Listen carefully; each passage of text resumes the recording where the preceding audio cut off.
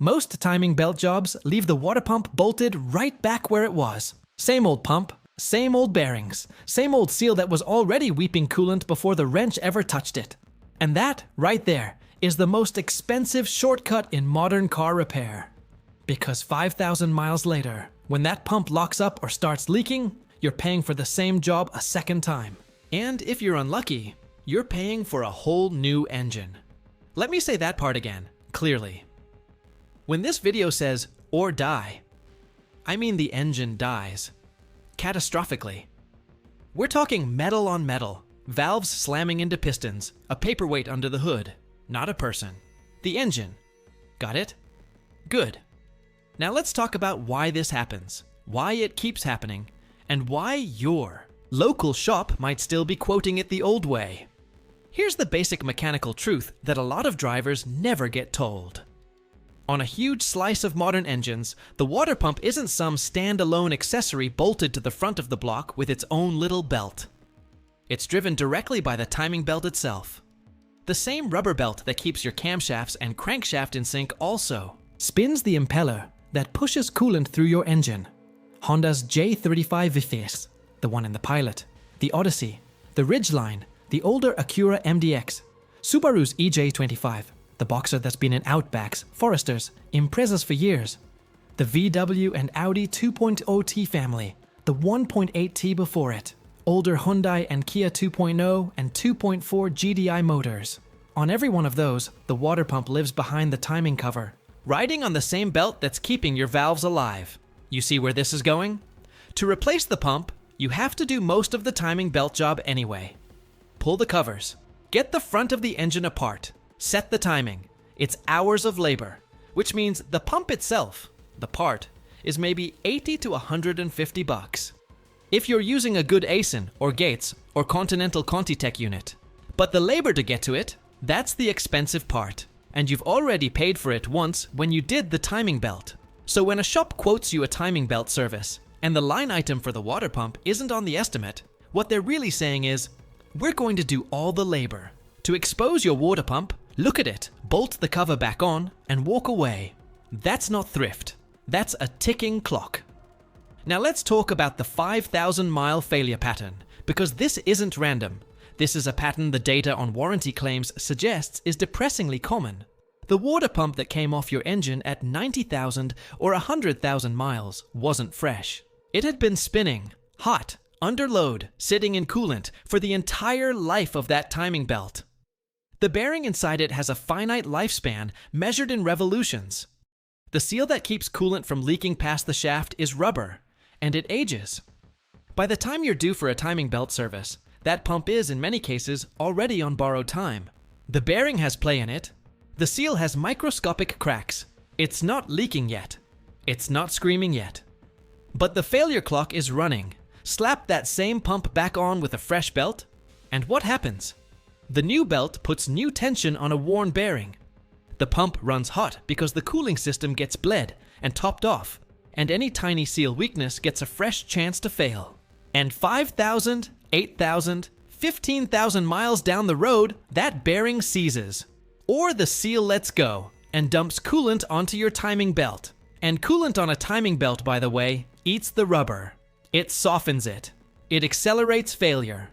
So now you've got a leaking pump, a contaminated belt, and a clock that just sped up dramatically. Let's stack the costs, because this is where it gets ugly. A typical timing belt service on a J35 Pilot, a 2.0T Audi, an EJ25 Subaru runs roughly $800 to $1,800 depending on the shop, the region, and what else gets done. Tensioner, idler pulleys, accessory belts, valve cover gaskets if they're leaking. While the engine is already apart, adding the water pump to that bill is typically 80 to 150 bucks for the part, and minimal extra labor because the tech is right there, hands on the bolts. Maybe an hour, maybe less, often free, or nearly free in labor because it's bundled. Call it 200 bucks all in to do the pump while you're already in there.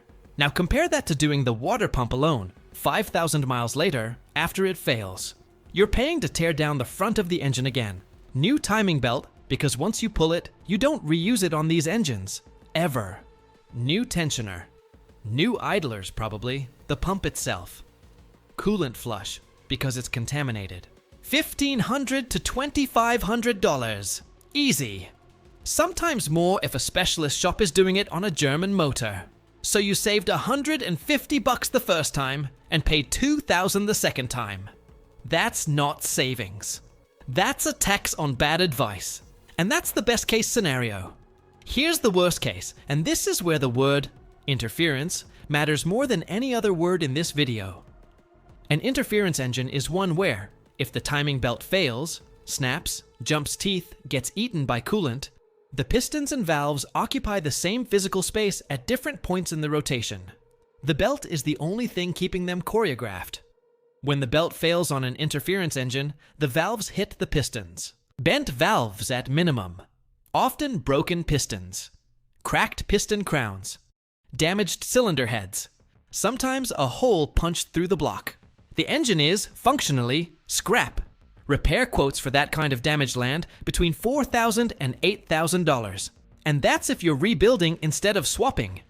A used engine swap on a Pilot, or an Audi or an Outback can climb past that. The Honda J35 V6 is an interference engine. The Subaru EJ25 is an interference engine. The VW and Audi 2.0T family are interference engines.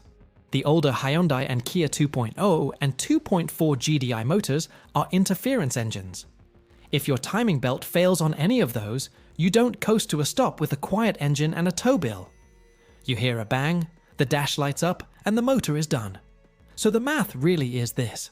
Spend $200 on a pump while the engine's apart, or risk a $4,000 to $8,000 engine when the worn pump leaks coolant onto the new belt or seizes and snaps it.